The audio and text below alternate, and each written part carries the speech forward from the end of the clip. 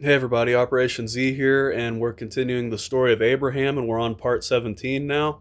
And with the recap, we leave off where God comes and speaks to Abraham and all these promises, and we see, not only that, but now he's looking towards Sodom and Gomorrah with the men that are with him, and they're going towards there for the purpose of seeing how just grievous and how bad the sin and corruption within the cities of Sodom and Gomorrah actually is.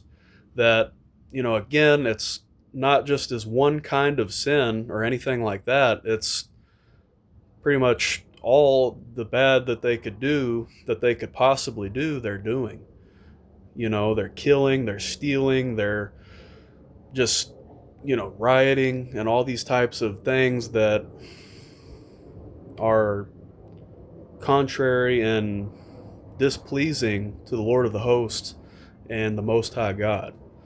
So we see what's about to take place here. And Abraham, he says he comes and he stands before the Lord. So he comes and stands before the Most High God and the Lord of hosts and talks to him face to face as his very friend. And this would be a scary thing to do because it is the Most High God. And, what he's about to do next here, but yet he still does it because of his character and his compassion towards just other people and the way that he is, even though he doesn't know the people or anything.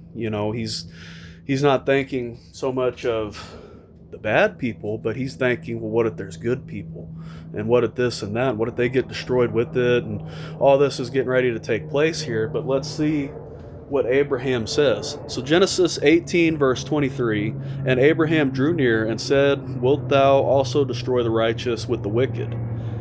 So we see he's bringing this to God's attention. Basically, hey God, what if there is also good people there besides just the bad people that the cry of the cities has come up to your ears, and you've heard all these things and all this stuff's happening and taking place. And we see his thought and his care. He didn't just say, well, okay, whatever, I'm not over there, so why would I care?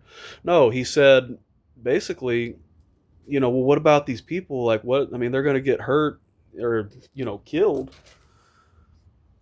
And what if there are good people there and they just get caught in the middle of it?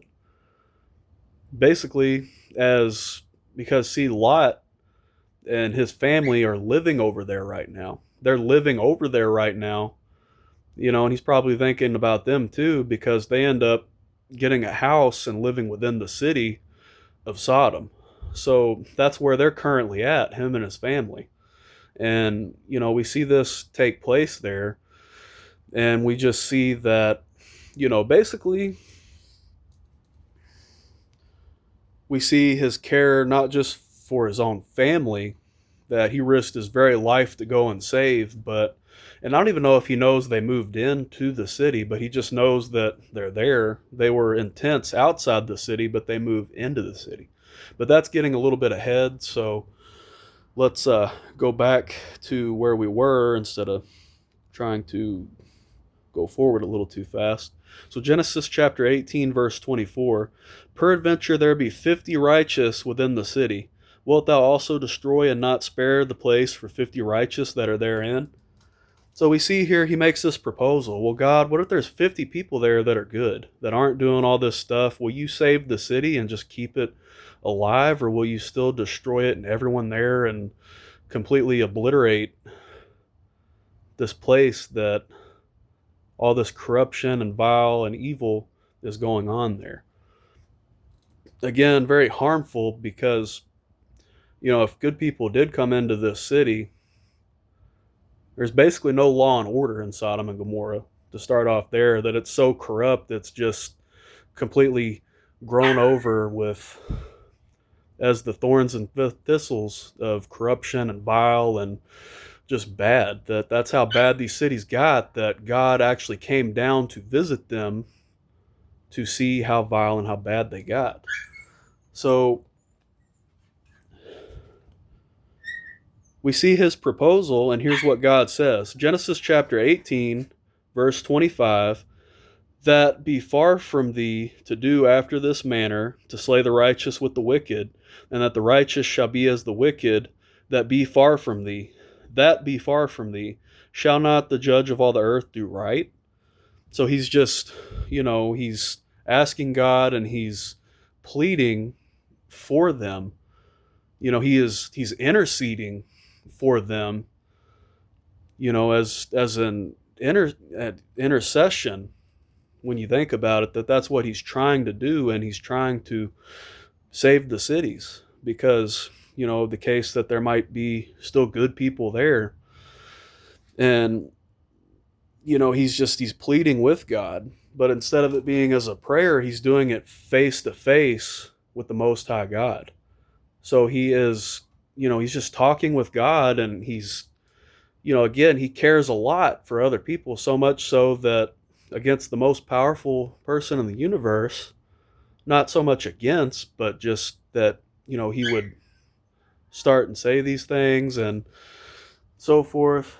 Basically, he's coming to the most powerful being of the universe, and he's just asking, could you save the city? And this is what God says. So Genesis 18:26, and the Lord said, if I find in Sodom 50 righteous within the city, and then I will spare all the place for their sakes. So it's worth noting God's mercy here, that he just promises to spare the city, even if there's just 50 people there. That small amount of people in probably cities with populations of just, big cities, they're cities, so there's going to be a lot of people there. And that's where we get at here. So Genesis 18:27, and Abraham answered and said, behold, now I have taken upon me to speak unto the Lord, which am but dust and ashes. So we don't even know here if, see, this is a spiritual concept, and we don't even know if, they really talked much with concepts like humility and things like that, which it might be that they did, but Abraham just knew basically that he needed to humble himself, or he wanted to humble himself before the Most High God and the Creator. And he says one of the most humblest things that he could think of to say, and he says, Lord, I am but dust and ashes. And he's afraid because he's asking God for what he desires, and his desire of his heart at that moment is to save this whole city of people, 2 cities of people, from being completely destroyed and obliterated off the face of the earth, pretty much.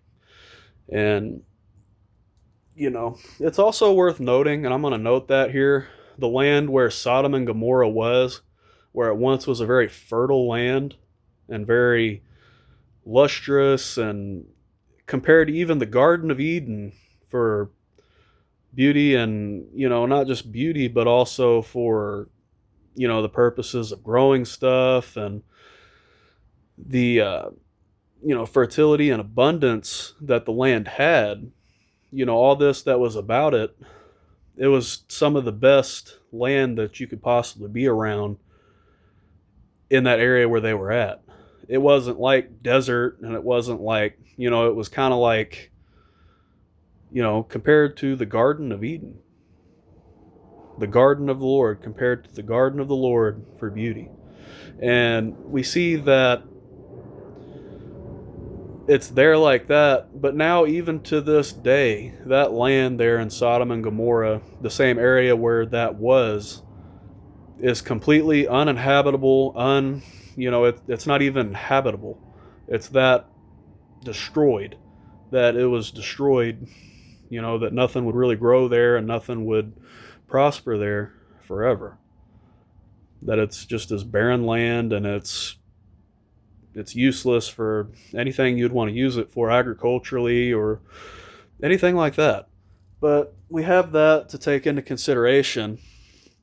So he humbles himself, Abraham being a righteous, humble, virtuous man. And Genesis 18:28 Peradventure there shall lack 5 of the 50 righteous. Wilt thou destroy all the city for lack of 5? And he said, If I find there 40 and 5, I will not destroy it. So he's bartering with God now. He's basically talking God down from, the original 50 that he chose, the 50 good and righteous men. And it went down, and it said, he went down to 45, and God said he won't destroy it for 45. So Abraham talked God down to 10 righteous people, and that's what is to take into consideration here, all the way down to that, and he said he won't destroy it for 10's sake. And then God went his way, and Abraham went back to his camp that he was inhabiting, and his tent, and all that he had there, and like I said, he's safely far away from the city to where he don't have to worry about being too close to the city, because he's a good distance away from it. And he knows that God's not going to let it spread all the way to here, what he's about to do to the city, which we haven't come to it yet. But, that we can see the compassion and mercy and love of God. If he'd have just found 10 people there, he would have saved the whole city, despite how bad and corrupt and hurtful it was to everywhere. That, not to everywhere, but anybody that would come to the city, they would be in danger for many reasons. Like it's just a very corrupt, vile city. But we see Abraham's righteousness and his desire just to do good. We see the goodness in him, that fruit of the Spirit to do good. We see evident displays of it in the patriarch of Israel, of all these things that take place. The patriarch of the Genesis of God's people. We see such righteous character evidently displayed, and that's the understanding and the knowledge that we could just seek from the scriptures here, that, just a lot of good to be learned. We can learn a lot of good things from the Old Testament, and we can learn a lot of good things from, just looking at New Testament concepts and then going to the Old Testament. And we can see where the Old Testament comes to the, one sec. We could see where the New Testament comes to, the old and the new, and it goes back and forth. That's the message for today, and you all have a blessed day.